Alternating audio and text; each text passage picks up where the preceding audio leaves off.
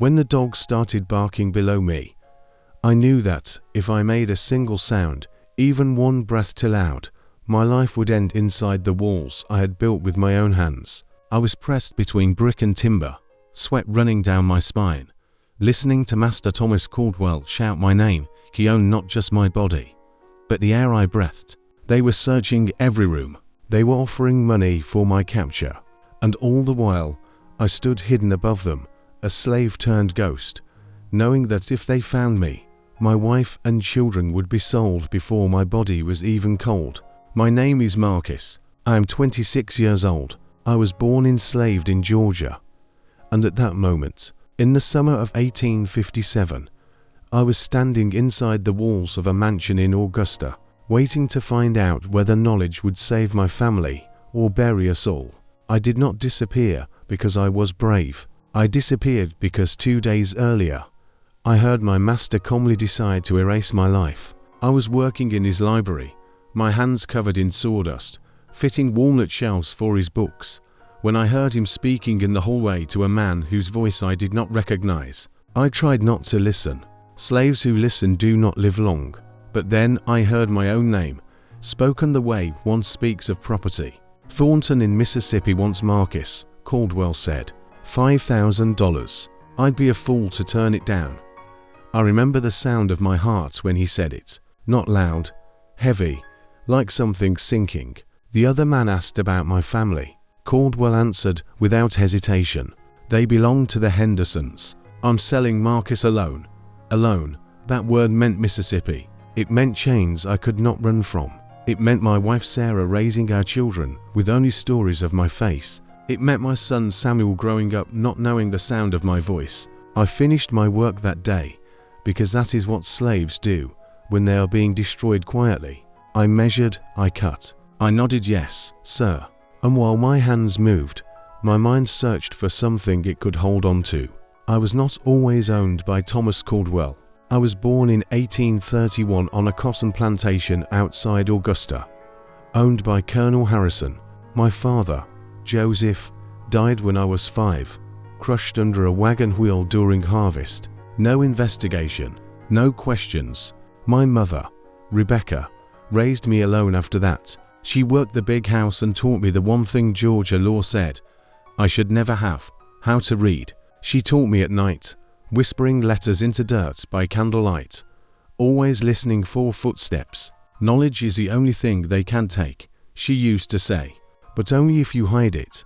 When I was 10, I was apprenticed to an old enslaved carpenter named Samuel. He taught me wood. He taught me structure. But more than that, he taught me how to see a building as something alive, full of spaces people never notice. A house has secrets, he told me once, crouched beneath the parlor floor. And a slave survives by knowing what others don't see.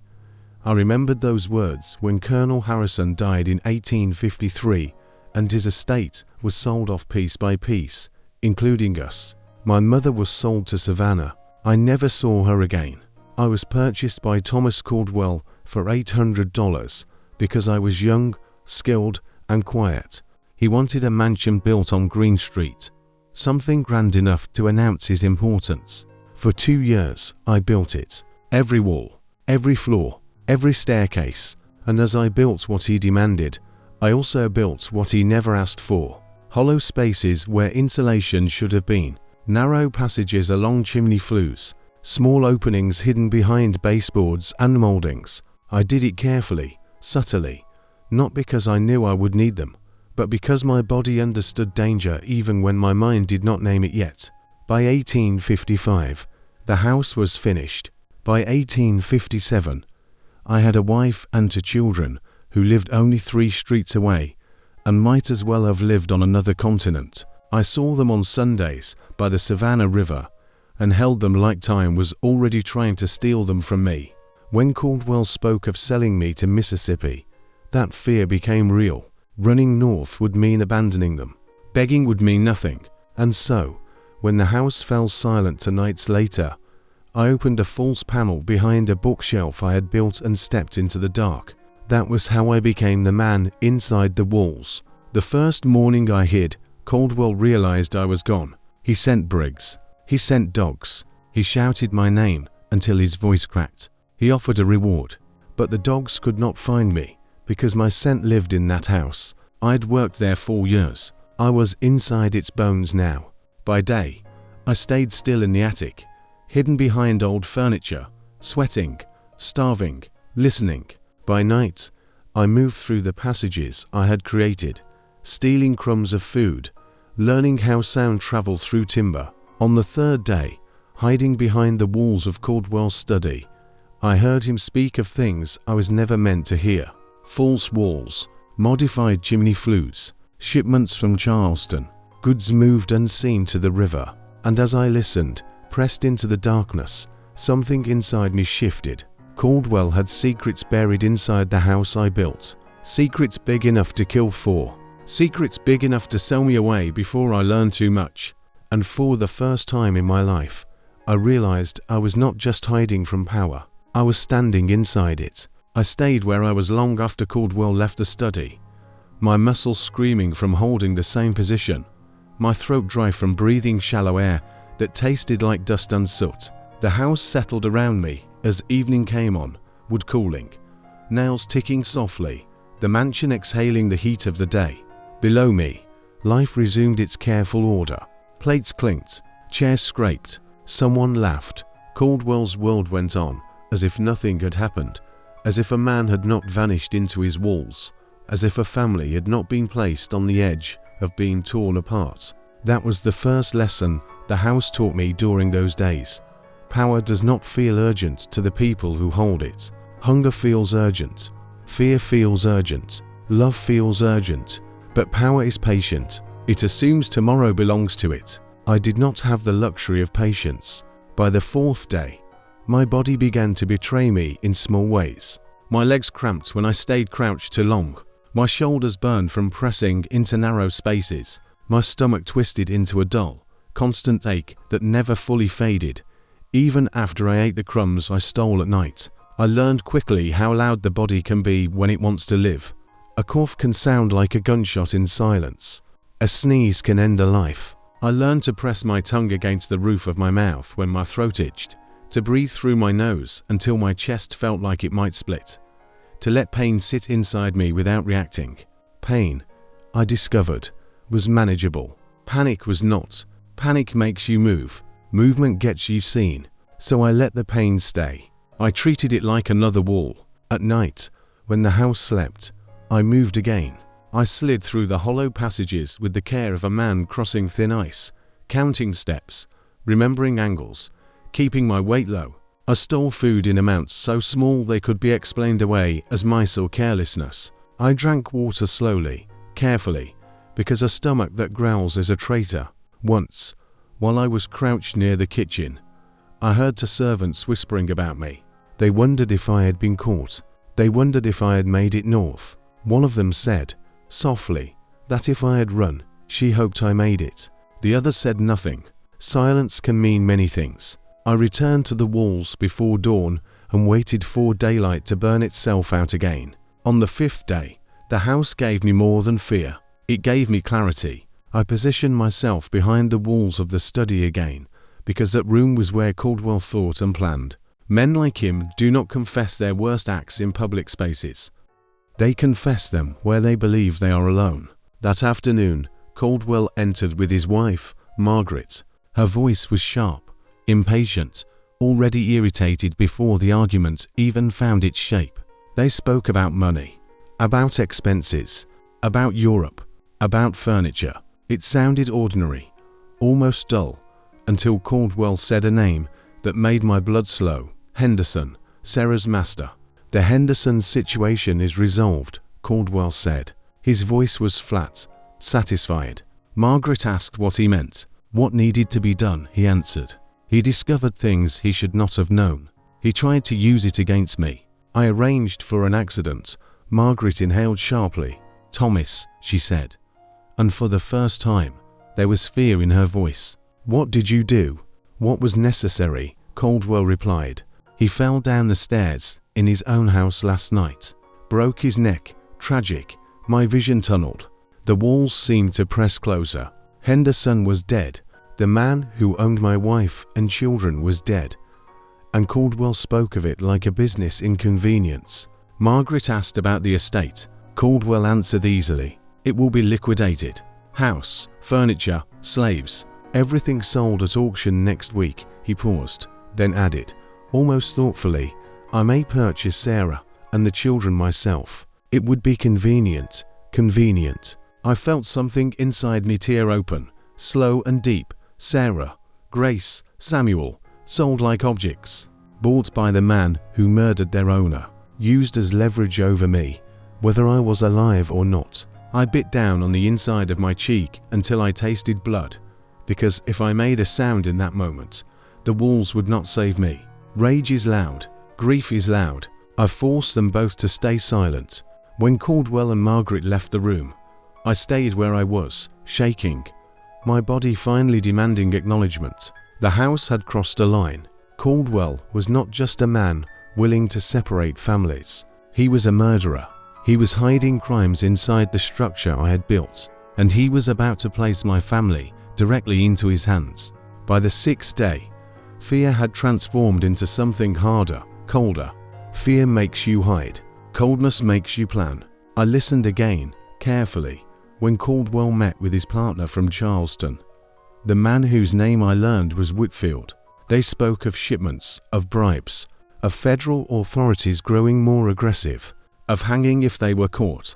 Whitfield asked about records, documents, bills of sale, shipping manifests. Caldwell answered with confidence, everything is locked in the safe in my study. No one has access but me. Safe, documents, evidence. I leaned into the timber until my ribs protested. I did not need to see the papers. I needed to know they existed. I needed Caldwell to believe that someone knew what they contained. Knowledge, my mother had said, is the only thing they cannot take, unless you hide it poorly. I spent the rest of that day thinking, slow and deliberate, working through fear until it became a shape I could hold. I could not steal the documents. That would expose me.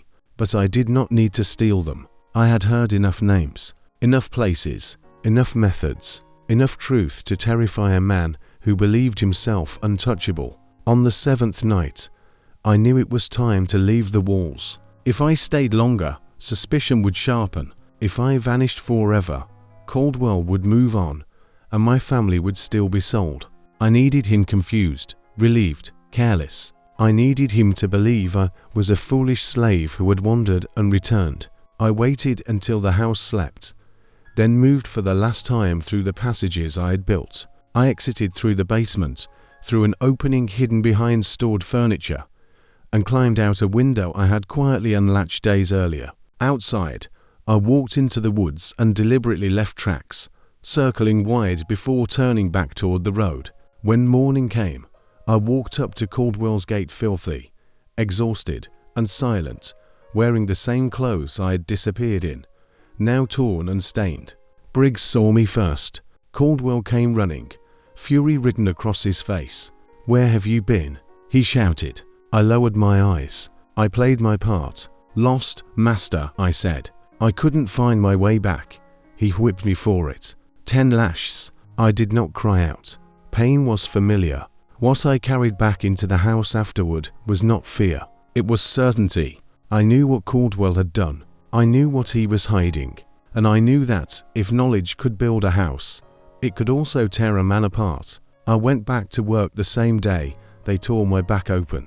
That is what slavery does to a man. It teaches you to carry pain like a tool and keep your face empty while your mind burns. Caldwell acted as if the past week had been a bad weather front that finally passed.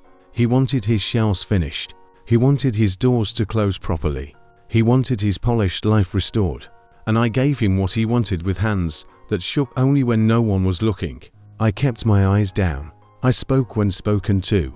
I did not limp. I did not glare. I did not let myself look like a man with a plan, because a plan is the first thing an overseer tries to beat out of you. Briggs watched me more closely after I returned. Not with kindness, with suspicion dressed up as discipline. He asked where I'd been again. I repeated my story in the same dull words. Lost, turned around, couldn't find the road. He snorted like he didn't believe it, but he didn't press, because Caldwell didn't want questions. Caldwell wanted his property intact. $5,000 was still floating in his mind like a promise, and on the surface, it looked as if I had ruined that promise by running. In truth, I had done something worse. I had stepped into the crack in Caldwell's world where his secrets lived. I had listened until those secrets had names: Whitfield, Charleston, the false wall, the modified chimney flue, bribes, shipments, Henderson's accident, the safe in the study. I carried those words inside me like embers. They warmed me in a way I did not trust. A slave who feels warmth can make mistakes. Warmth can become hope. Hope can become carelessness. So I treated my knowledge the way my mother treated her Bible: hidden, guarded, only touched when the dark was safe. The auction of Henderson's estate was coming. I did not have the right to attend it. Enslaved people were not invited to watch their loved ones sold. But news moves fast when pain is the currency. By the second day after my return, I heard whispers in town through Jacob, an enslaved man who delivered goods and carried rumors the way a river carries silt. Henderson was dead, Jacob said. Broken neck, stairs. Caldwell had been seen speaking with the lawyer. Papers were being drawn up. The estate would be sold off to pay debts. Everything, including Sarah and my children. I nodded like I had heard nothing. Inside, I felt my chest tighten until breathing hurt. That was the problem with loving someone in slavery. Love gives the master a handle. Love gives the system a lever. Every time you smile at your child, you are telling the world where to stab you. And Caldwell was already reaching for that knife. I had to move before he could. I spent the nights thinking with my face pressed into my pallet in the cabin behind the mansion, listening to the other men breathe and snore, letting the darkness cover my eyes while my mind ran. If I did nothing, Caldwell would buy Sarah and the children at the auction. He would own the whole chain of my life. He could still sell me to Mississippi, and now he could sell my family too, or keep them near as bait, as punishment, as entertainment. If I ran for real north, a way I might survive, but Sarah would not. Grace and Samuel would not.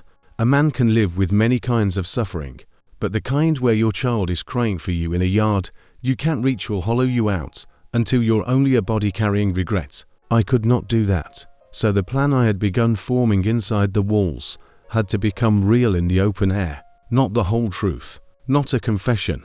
Something sharper. Something Caldwell couldn't ignore. Something he couldn't answer with a whip. I needed leverage that belonged to the world he feared. Law, federal authority, the gallows. Caldwell was rich, connected, and white. But even he had boundaries. One of those boundaries was the ban on international slave trading. Everyone knew it existed. Everyone knew men still broke it quietly. But if federal authorities came with evidence, even wealth could not always buy silence. Whitfield had said it himself. If they're caught, they'll hang. Hanging, that word mattered. It meant Caldwell was not fearless. It meant he could be controlled. I did not enjoy that thought. I did not feel heroic. I felt sick. Blackmail is dirty work. It is work born from desperation, not pride. But slavery does not give you clean choices. It gives you a cage and asks you which bone you're willing to break to get out. I had already been broken in pieces. I was willing to break a few more if it meant my children would grow up free. The question was how. I could not walk into Caldwell's study and tell him I knew his crimes. He would smile and then have me buried behind the quarters by nightfall. He had already arranged one death to protect his secrets. He would arrange mine without blinking. I needed a voice that could reach him without pointing back to me. A hand that could deliver a threat without leaving my fingerprints on it. That meant I needed someone outside Caldwell's direct control. Someone who could move in Augusta without a pass from a master. Someone who could place a letter in Caldwell's office and vanish like smoke. A free black man. There weren't many in Augusta, and most kept their heads down because a free black man in Georgia lived on a thin edge. But there was one name that had floated through the enslaved community like a whisper people tried not to repeat too loudly. Isaiah. Isaiah the barber on Broad Street. He cut hair for white men and black men. He listened. He smiled. He learned everything. People said he had connections to abolitionists. People said he had helped runaways find their way north. People said that if you approached him wrong, he would deny you to protect himself, because caution was the only shield a man like him had. I needed him to trust me without forcing him into danger he could not accept, and I needed to do it without Caldwell noticing. I used Jacob. Jacob moved through town delivering goods. He could carry a message in his pocket and look like he was doing ordinary work. I gave him a scrap of paper with words so simple they were almost useless if found by the wrong eyes. I need to speak with you urgently about a matter that could help many people. Meet me Sunday afternoon near the river. I told Jacob nothing else. If a man is caught with too much knowledge, it becomes his rope. Jacob nodded and took the paper like it weighed nothing. I lived in that Sunday like a man walking toward a knife. Every day until then, I acted dull. I repaired a loose banister. I fixed a door latch. I sanded wood and kept my face blank. I did not ask about Henderson. I did not ask about the auction. I did not stare at Caldwell's study window. I did not show hunger. I did not show haste. But inside, I counted hours. At church on Sunday, I saw Sarah in the back section where we were allowed to sit. She looked tired. Her eyes were swollen as if she had cried, and then forced herself to stop. She did not speak to me there. We were not allowed. We exchanged only a glance, the kind of glance that tries to hold a whole life. After service, when we were given our few stolen hours, I told her I needed to go to the river. I did not tell her why, not yet. Telling her would put fear in her face, and fear shows. Fear makes people ask questions. Questions travel. Caldwell's world was made of eyes and ears. I could not risk her being watched and slipping. I kissed Gracie's forehead. I held Samuel. I felt his weight in my arms, and it almost broke me, because I kept thinking, what if this is the last time? I forced myself to let him go. I walked to the secluded spot near the Savannah River, where the trees leaned close and the sound of the water could cover a low conversation. Isaiah was waiting on a fallen log. He looked like a man who had learned not to be surprised. Tall, around 40, graying hair, eyes sharp and tired. He watched me approach like he was measuring whether I brought trouble. I did bring trouble. I also brought a chance. He didn't greet me warmly. Warmth is dangerous. What do you need? He asked. His voice was quiet, controlled. I sat beside him, keeping my body turned slightly toward the trees, not the open path. I need your help, I said. And even saying those words felt like stepping off a ledge. He didn't answer, so I told him the truth, but I told it in the order that would make him understand why I was risking his life with my request. I told him about Caldwell planning to sell me to Mississippi. I told him I disappeared into the walls of the mansion I built. I told him how sound traveled, how I listened. Then I told him what I heard: contraband routes through the house, shipments from Charleston, bribes, Whitfield, illegal slave trading. And then I told him about Henderson, about the stairs, about Caldwell saying, out loud, with his wife, that he arranged it. I watched Isaiah's face change in small, careful ways. His jaw tightened, his eyes narrowed, not because he doubted me, because he believed me. He looked past the river, like he could see the weight of what I was describing. You understand what you're saying, he said. Not a question. A warning. If this is true, they will kill to keep it quiet. I know, I said. They already have. I swallowed. My wife and children will be sold at auction next week. Caldwell may buy them. He may use them to force me south. I can't let that happen. Isaiah's eyes flicked back to me. What are you asking? The words stuck for a second, because asking is hard when you have never been allowed to ask for anything. I need you to deliver a message, I said. To Caldwell. An anonymous letter. It has to sound like it's from someone who knows his secrets and has evidence. It can't be traced to me. Isaiah exhaled slowly. And what do you want in return for this? Pressure. Freedom, I said. Legal manumission papers. For me, Sarah, Grace, and Samuel. And $500, so we can leave Georgia and survive long enough to reach the north. Saying the number out loud felt unreal. $500. Might as well have been 5,000 in my world. But I had heard Caldwell's fear. I had heard his partner talk about hanging. I knew what his life was worth to him. Isaiah stared at the river for a long moment. Then he said, "If he suspects you, you will not get a second chance. He will not whip you again. He will bury you." "I know," I said. My voice was steady because I forced it. "That's why it has to be you. He won't expect a slave to do this. He thinks I'm just a carpenter, just a fool who got lost." Isaiah's mouth tightened. "And if he refuses, then he loses everything," I said. And I hated how cold it sounded, but cold was what the moment required. He's afraid of federal authorities. He's afraid of evidence. He will not risk it if he believes the threat is real. Isaiah stood up, as if movement could cut through the heaviness. "I will do it," he said. "But you will do exactly what I tell you. You will stay visible. You will act ordinary. You will not look like a man waiting for an answer. You will not meet me again until next Sunday. If anything goes wrong, you walk away and you never say my name." "Yes," I said. He pointed to a flat stone near the water. "Next Sunday, same time. I'll leave a message under that rock. If anyone asks why you come here, you fish. Bring a pole." He walked away without looking back, and I sat there a moment longer, listening to the river, trying to steady my breathing, because suddenly the plan was no longer just thoughts inside a wall.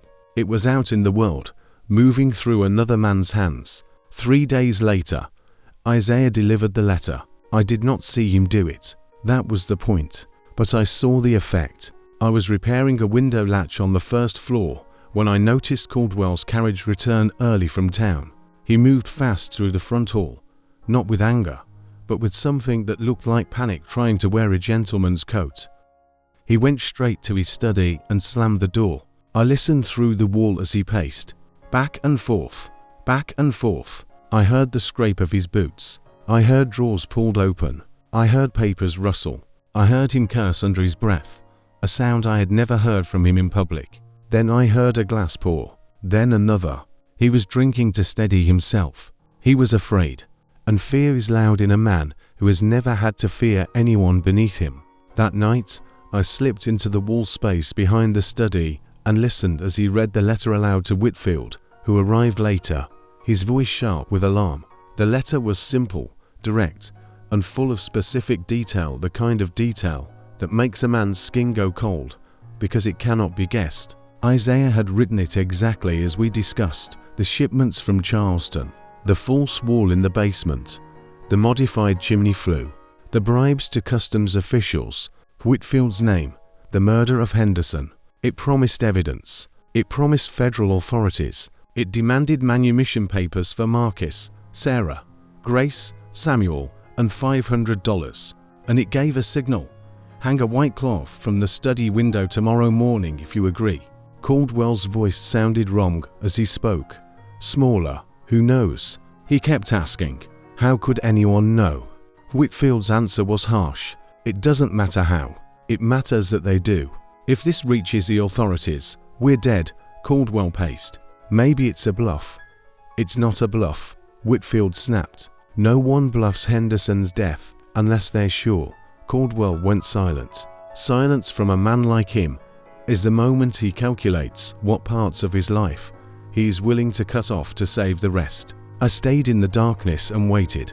The next morning, I worked in the yard with the other men, but my back did not hurt and my mind was not racing. I kept my face empty. I kept my hands busy. But my eyes moved when they could. And when the sun climbed high enough to brighten the windows on the second floor, I saw it. A white cloth hanging from the study window. Simple, clean, a surrender dressed up as a signal. My knees almost gave. I had to grip a piece of lumber to keep my hands from shaking. That cloth meant Caldwell had agreed. It did not mean we were safe. Men like Caldwell do not forgive. They comply while they sharpen the knife. But compliance was enough for now. Compliance could become paper. Paper could become distance. Distance could become freedom. The days that followed were the longest of my life, because victory is not a moment for a slave. Victory is paperwork. It is waiting while a white man decides how to make your freedom look legal enough to not cause trouble for him. Caldwell met with a lawyer. I saw the lawyer's carriage. I heard Caldwell's low voice through the study wall, clipped and bitter. I heard Margaret cry once, not from sympathy, but from rage at losing property, losing control. Caldwell went to the auction for a Henderson's estate and returned with Sarah and the children now under his ownership. And when I heard that, my stomach turned, because even though it was part of the plan, it still felt like being swallowed. Caldwell bought them because he had to, because the letter demanded freedom for them too, because he needed to complete the chain so he could legally break it. But that week, every time I saw Sarah in the yard, my hands itched to reach for her, and I could not. We acted like strangers under watchful eyes. We passed each other as if we shared only air. She did not know the full plan yet. I had told her nothing. Isaiah had told her nothing. The less she knew, the safer she was. And I hated that. I hated that even as I fought to free her, I had to keep her in the dark like a child. But love in slavery is not gentle. It is strategy. It is protection disguised as distance. Finally, the day came. Caldwell called me into his study. He sat behind his desk like he still owned the world. His face was pale around the mouth, his eyes red as if he hadn't slept. On the desk were papers, manumission documents, the kind of paper that can change a life and still be burned with one match. He slid them toward me with 2 fingers like they were dirty. "It's done," he said. His voice was tight, controlled. "You, Sarah, and the children are freed. You will take the money and leave Georgia immediately." He reached into a drawer and placed a small bag on the desk. I did not open it. I did not count it. I did not smile. A smile can look like triumph, and triumph can get you killed. Caldwell leaned forward, his eyes cold. "If I ever see you again," he said, "if you ever speak of anything you might have heard, I will destroy you." I lowered my eyes and nodded the way a slave nods, even though I was not his property anymore, because the habit keeps you alive. "Yes, master," I said. "Thank you." The word tasted like ash, but I said it because I wanted to walk out of that room breathing. That same day, I found Sarah and brought her to a place where no one could easily hear. I placed the papers in her hands. She stared at them like they were a trick. Then she began to cry, silent at first, then shaking, her shoulders folding, if the weight of years was finally slipping off and her body didn't know how to stand without it. Grace clung to her skirt. Samuel reached for me and I lifted him. And for the first time I held my son without the immediate fear that someone could sell him away tomorrow. We packed what little we owned. A few clothes, a few small objects that meant something because we had almost nothing else. And before night swallowed Augusta, we were moving like fugitives even though we were legally free, because paper does not stop a man with a rope and a hunger for money. We boarded a train heading north, and as the wheels began to turn, I did not look back at the city. I did not look back at Caldwell's mansion. I did not look back at the columns and the verandas and the rooms I had built for a man who believed he owned the right to separate love. I kept my eyes forward, because freedom is not a place you arrive. It is a direction you choose and keep choosing, over and over, until the past cannot reach you anymore. We did not feel free when the train pulled away from Augusta. Freedom does not arrive all at once. Not for people who have lived with the knowledge that a single mistake can drag you back into chains. It arrives in fragments, measured in miles, in stations passed without incident, in the slow realization that no one is shouting your name as property anymore. The train rattled north through South Carolina and into North Carolina, and every time it slowed, my body tensed, waiting for our hands to grab us, for papers to be questioned, for someone to decide that our freedom was inconvenient. I kept the manumission documents folded against my chest like they were part of my skin.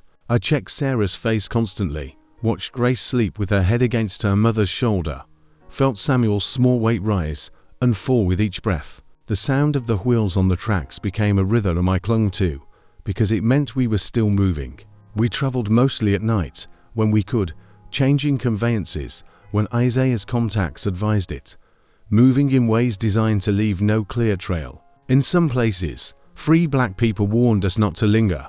In others, They fed us quietly and sent us on our way without asking too many questions. Fear followed us like a second shadow, but something else followed us too. Something I was not used to carrying: choice. Each mile north was a decision, was making for my family, not one made for us. That feeling was unfamiliar and heavy. I did not trust it yet. We reached Philadelphia weeks later, thinner, exhausted, but alive. Alive in a city where slavery was illegal, where the word free did not require whispering. Even then, I did not relax. I had learned that safety is not an on and off condition. It is something you build, piece by piece, the way you build a house meant to last. I found work as a carpenter almost immediately. Wood does not ask where you come from if your hands know what they are doing. I built furniture, repaired roofs, framed houses for men who paid me wages instead of owning my breath. Sarah found work as a seamstress. Her hands were steady. Her stitches were clean. Grace went to school. Samuel learned letters without fear. Every ordinary moment felt unreal at first, like we were borrowing someone else's life. But life has a way of insisting on itself, even after terror. Slowly, the sound of dogs faded from my dreams. Slowly, I stopped listening for Caldwell's footsteps behind me. Years passed. The country changed. War came. I heard through whispered networks and careful letters that Caldwell's business collapsed early in the Civil War. That federal authorities had begun asking questions he could not pay away anymore. That men he once trusted turned cautious when the law began to shift. He died in 1863, in debt and disgrace, according to rumor. I did not celebrate. I did not mourn. I simply let the knowledge settle. He had believed himself untouchable because the world was built to protect men like him. But worlds change. Systems crack. Secrets rot from the inside. I built a business in Philadelphia. I hired other men who had escaped slavery. I gave them work, paid them fairly, taught them what Samuel taught me, that a house is more than its surface. That survival often depends on what you can see that others ignore. Sarah and I had more children, all born free.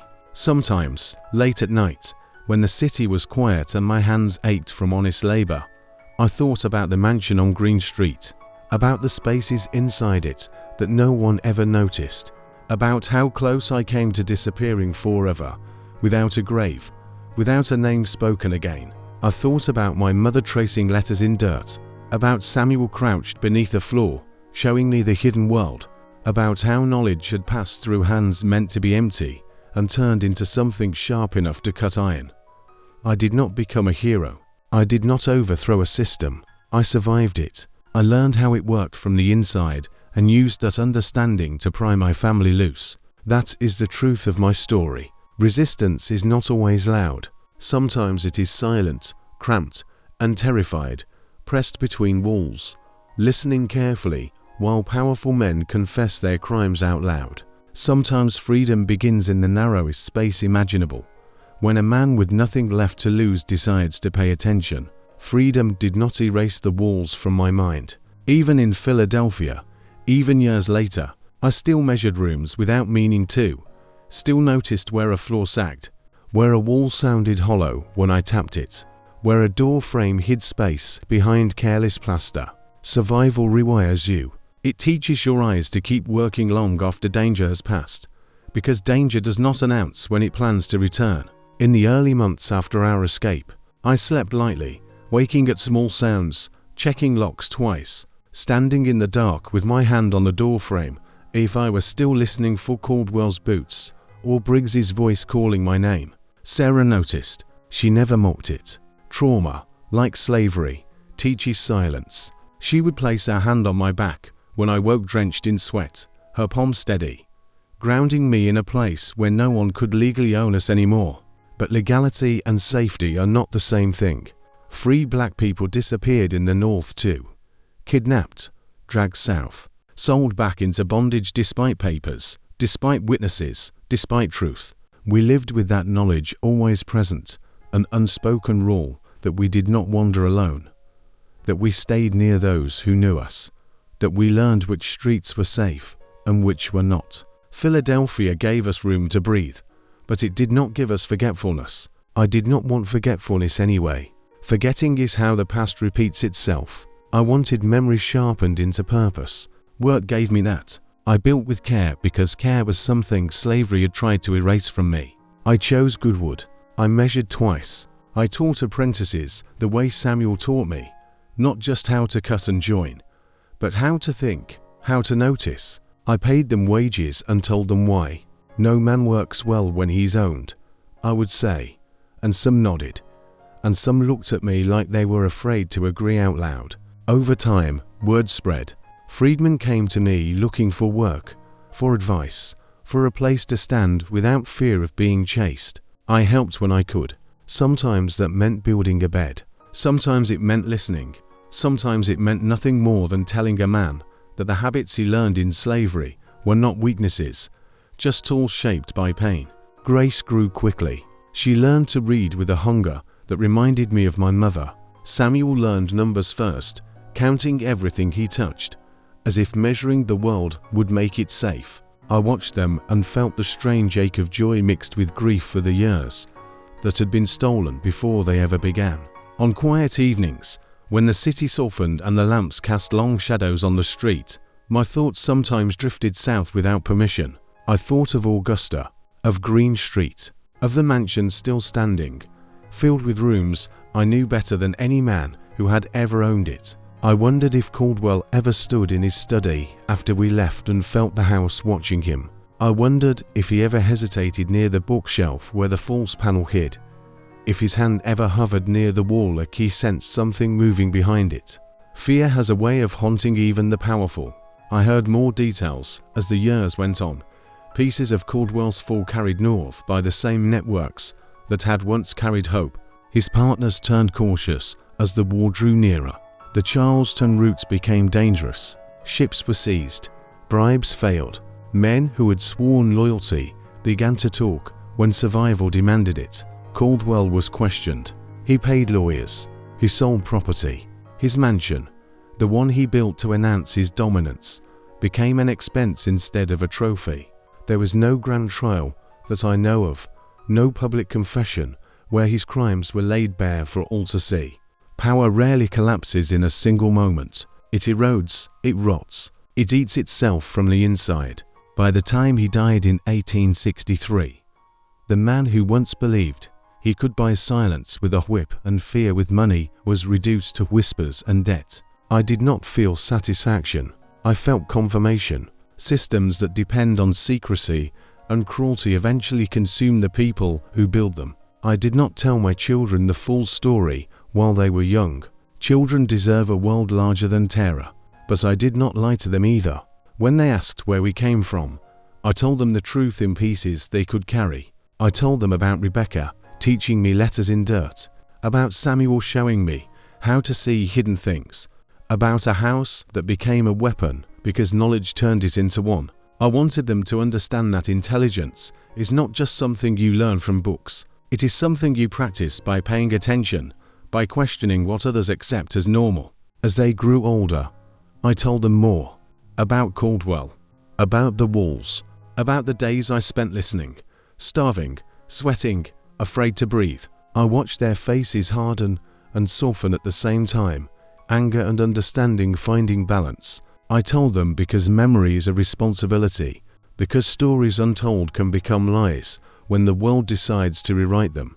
There were nights when I sat alone in my workshop, hands resting on a half-finished table, and wondered how close we came to disappearing entirely. If Caldwell had questioned my return more carefully, if Briggs had searched the attic out of boredom or suspicion, if a servant had climbed behind those trunks at the wrong moment, if my stomach had betrayed me with hunger at the wrong time, if Isaiah had said no, if the letter had been ignored. Slavery trains you to see how thin the line between survival and death truly is. People like to believe freedom is inevitable, that justice always finds a way. But I know better. Freedom is fragile. It depends on moments, on choices made under pressure, on courage that feels less like bravery and more like refusal to surrender quietly. I refused to surrender quietly, not because I believed I deserved more than others, but because I knew exactly what I would lose if I did not fight in the only way I could, There are many kinds of resistance. Some men run. Some men rise up with weapons. Some men pray and endure. I hid. I listened. I remembered. And when the time came, I used what I knew to bend a man who believed himself unbendable. That does not make me extraordinary. It makes me a product of the system that tried to erase me. Slavery taught me patience, observation, silence, and endurance. It taught me how to survive unseen. I turned those lessons against it. The house on Green Street was never just a house. It was a map of power, a monument to arrogance, a place built to display control while hiding crimes in its hollow spaces. I knew those spaces because I had carved them. I knew their weaknesses because I had designed them. That is the irony slavery never accounted for. When you force a man to build your world, you teach him exactly where it can break. I lived long enough to see my children become adults, to see my name attached to work that fed families instead of lining a master's pocket. When I died in 1889, they buried me in Eden Cemetery, and the stone bore a name I chose for myself. Marcus Freeman. The name still feels strange when I think about it. Freeman, a word that once felt like a rumor, and now carved into stone. If my story became legend among abolitionists, it was not because it was dramatic. It was because it was instructive. It showed that intelligence can be as dangerous to oppression as any weapon, that attention can become power, that even in places designed to crush humanity, cracks exist for those who learn how to see them. I did not escape slavery by chance. I escaped it by listening when powerful men believed no one beneath them could hear. I escaped it by understanding that a house, like a system, is only strong where it is solid, and always weakest where it hides its secrets. I am an old man now, or at least that is how my hands feel when the cold settles into them before winter, stiff and slow where they were once quick and sure. Time has a way of smoothing the sharpest memories until they feel almost like stories borrowed from another life. But there are some things it never dulls. I still remember the weight of silence inside those walls, the way fear made every breath a decision, the way knowledge felt heavier than hunger because it carried consequences. When people ask me what freedom feels like, I never answer the way they expect. Freedom is not a sudden burst of light. It is not a door swinging open with angels waiting on the other side. Freedom is waking up one morning and realizing that no one can legally sell your child today. It is realizing that your wife's tears are no longer currency for another man's power. It is realizing that your name belongs to you, even if the scars do not disappear. After the war ended and the country tried to pretend it had been reborn clean, I watched new systems rise from the ashes of the old ones. Some were kinder, some were only quieter. Laws changed faster than hearts. I saw men who had once worn chains now wear uniforms, badges, titles, still watched, still measured, still expected to be grateful for survival instead of justice. I told my children to pay attention, the same way my mother told me, the same way Samuel taught me beneath a floorboard. Pay attention to who holds power. Pay attention to how it hides itself. Pay attention to what people stop noticing once it becomes normal. Grace became a teacher. She taught children to read with a patience that came from knowing what ignorance costs. Samuel became an engineer, obsessed with bridges and railways, structures meant to connect rather than divide. Sometimes I watched him work and thought about how fitting it was that my son would dedicate his life to building paths instead of hiding places. Sarah lived long enough to see grandchildren who never knew the sound of a master's voice. She carried the past with her quietly, the way only women who survive the worst things can. When she died, I felt the same hollow ache I felt when my mother vanished into rumor. But this time, there was no erasure. There was memory, community, a grave with her name on it, spoken aloud without fear. People have asked me why I never returned to Augusta, why I never stood across from the mansion on Green Street and claimed it in my mind as a battlefield I survived. The truth is simple. I did not need to go back. The house had already given me everything it could. It had taught me how systems are built and how they fail.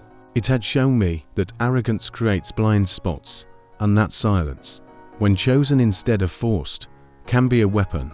I carried those lessons north and passed them on, quietly, the way dangerous knowledge is always passed. There are those who want my story to end with triumph, with Caldwell punished publicly, with justice delivered in a way that feels balanced and complete. Life does not work that way. Some men die without ever answering fully for what they have done. Some systems change names instead of nature. But I do not measure success by symmetry. I measure it by outcomes. My children lived free. Their children were born free. The chain broke where it mattered most. If there is a lesson worth carrying forward, it is this: oppression depends on ignorance more than strength. It depends on people believing that what exists must exist, that walls are solid, that power is absolute. I know better. I have stood inside walls and listened to powerful men confess their crimes, because they believed no one beneath them was capable of understanding. I have watched fear crack a man who thought himself untouchable. I have seen knowledge, carefully held and precisely used, do what brute force never could. My life did not become a legend because I was extraordinary. It became a story because it was possible. Possible for a man born enslaved to see the hidden structure of the world and use it to carve a narrow path to freedom. Possible for love to become strategy without losing its soul. Possible for survival to become resistance. When I am gone, when my name is just another mark on stone, I hope what remains is not admiration, but attention. Attention to the spaces between walls. Attention to the quiet moments when decisions are made that change lives without announcing themselves. Attention to the truth that freedom often begins long before anyone sees it, in the mind of someone who has learned to listen carefully in the dark and refuses to believe that silence means power belongs to only one side.